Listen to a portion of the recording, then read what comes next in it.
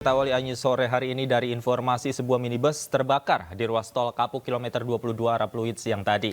Akibatnya kemacetan panjang terjadi karena ruas tol ditutup sementara. Ini sama penumpangnya, orang Gama. Baru guys, awas yang mau turun ke Jakarta, awas. Kalau 8.000 mobil terbakar. Sebuah minibus ludes terbakar di ruas tol Kapuk kilometer 22 arah Pluit.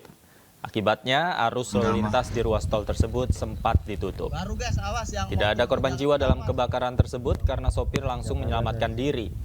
Dan hingga kini polisi masih menyelidiki penyebab terbakarnya mobil saat berada di ruas sama tol. Penumpangnya, orang Gama. Baru guys, awas yang mau turun ke Jakarta.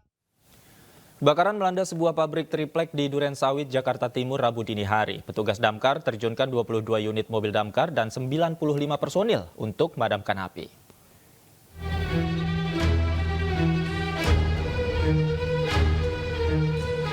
Sebuah gudang triplek di Pondok Bambu, Duren Sawit, Jakarta Timur ludes terbakar. Kobaran api membakar seluruh bagian gedung hingga nyaris tidak tersisa. Banyaknya material yang mudah terbakar membuat kobaran api membesar. Sementara proses pendinginan kebakaran ini berlangsung cukup lama. Hingga Rabu pagi, petugas masih melakukan proses pendinginan terhadap gudang triplek. Letak sumber air yang cukup jauh menyulitkan petugas untuk memadamkan api. Bahkan petugas harus menurunkan 95 personel dan 22 unit mobil damkar untuk memadamkan api.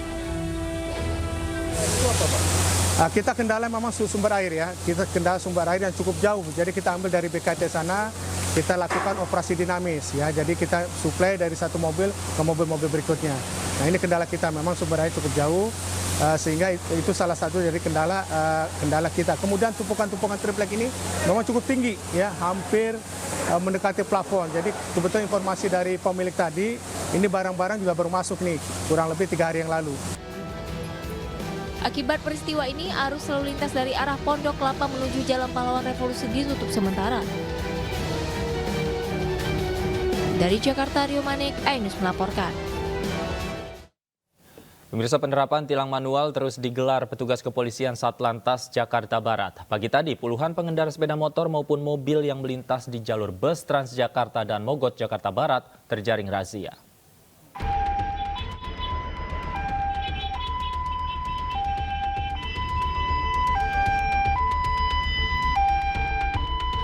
Razia penerapan tilang manual terus digelar oleh petugas kepolisian Satlantas Jakarta Barat melihat banyaknya pengendara roda 2 dan roda 4 yang berusaha kabur saat memasuki jalur bus Transjakarta.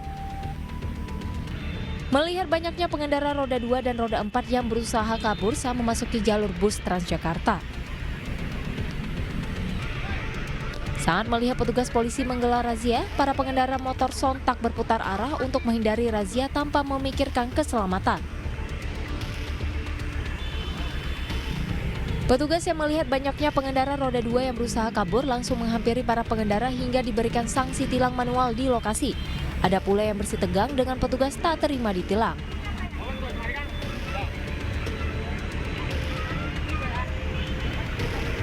Lewat jalur busway melanggar. Ya.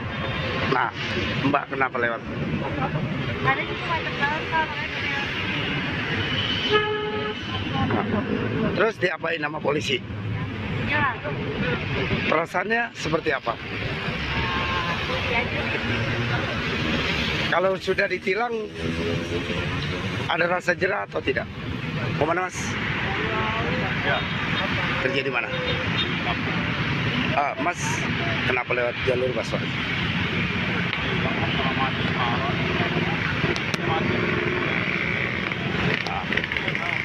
Di apa tilang?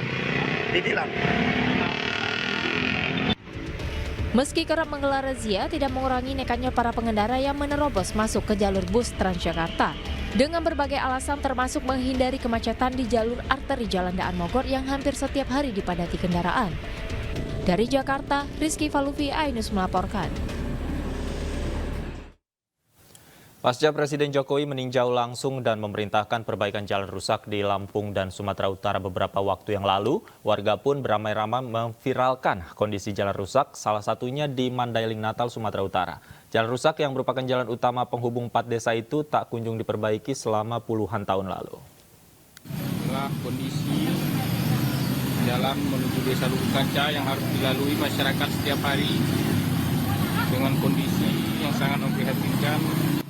Video amatir warga ini menjadi aktivitas sehari-hari warga saat melintas jalan utama penghubung 4 desa di Mandailing Natal, Sumatera Utara dan viral di media sosial. Selama puluhan tahun lalu, jalan ini tak pernah dibangun dan saat hujan, tanah ini akan berubah menjadi lumpur. Jalan rusak ini merupakan akses satu-satunya warga untuk mengangkut hasil pertanian maupun akses pendidikan bagi pelajar yang hendak ke sekolah. Saat kondisi jalan berlumpur, warga hanya menggunakan sepeda motor atau berjalan kaki, sementara kendaraan roda 4 tidak dapat melintasi desa mereka. Akses jalan ini yang dilalui melalui 4 desa. 4 desa ya? Yang paling fatal dia 3 desa. Ya. Nah, betul. Masyarakat kita di sana ya? Ya betul. Memang ini jalan akses urat nadi perekonomian masyarakat. Iya. Pengeluaran bahan tani masyarakat, Ya. semuanya melalui akses jalan ini. Dinas PUPR Mandailing Natal mengatakan pihaknya ingin menuntaskan seluruh pembangunan jalan rusak, namun anggaran yang dimiliki tak sebanding dengan banyaknya ruas jalan yang rusak hingga membuat perbaikan jalan tak kunjung terlaksana. Selain itu, Dinas PUPR Mandailing Natal juga mengaku telah mengajukan hibah dari pemerintah pusat melalui dana alokasi khusus tahun 2023, namun dana itu belum sepenuhnya ditampung. Ada keterbatasan juga anggaran. Karena ruas jalan kita kan termasuk panjang ya, Kabupaten Madinah itu kan termasuk besar. Jadi, tapi akan kita terus continue berkelanjutan, itu akan kita terus bangun sampai ke pelosok-pelosok. Sebelumnya Presiden Joko Widodo meninjau jalan rusak di Kabupaten Labuhan Batu, Sumatera Utara. Dalam tinjauannya, Jokowi mengaku banyak laporan di media sosial terkait jalan rusak di Sumatera Utara. Dari Mandailing Natal, Sumatera Utara, Ahmad Hussein Lubis, iNews melaporkan. Pemirsa, sejumlah pedagang di Pasar Kemiri Muka Beji, Kota Depok, Jawa Barat protes sampah yang terus menumpuk. Tumpukan sampah kian meninggi karena tak diangkut petugas Dinas Lingkungan Hidup dan Kebersihan Kota Depok.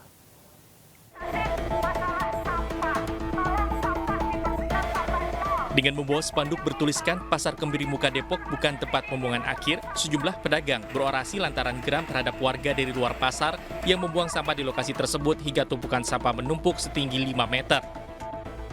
Ketua Kerukunan Pedagang Pasar Kemiri Muka Depok, Karno Sumardo, mengatakan para pedagang menuntut agar fungsi TPSS Pasar Kemiri Muka dikembalikan seperti semula.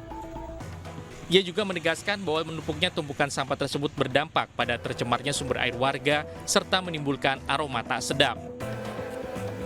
Alasannya kenapa? TPS Pasar Kemiri bukan TPA. Jadi untuk pembuangan dari manapun ke sini tidak diangkut. Fakta di lapangan jelas.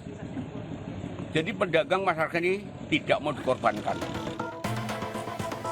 Diketahui tumpukan sampah setinggi 5 meter ini sudah terjadi sejak 2 bulan terakhir.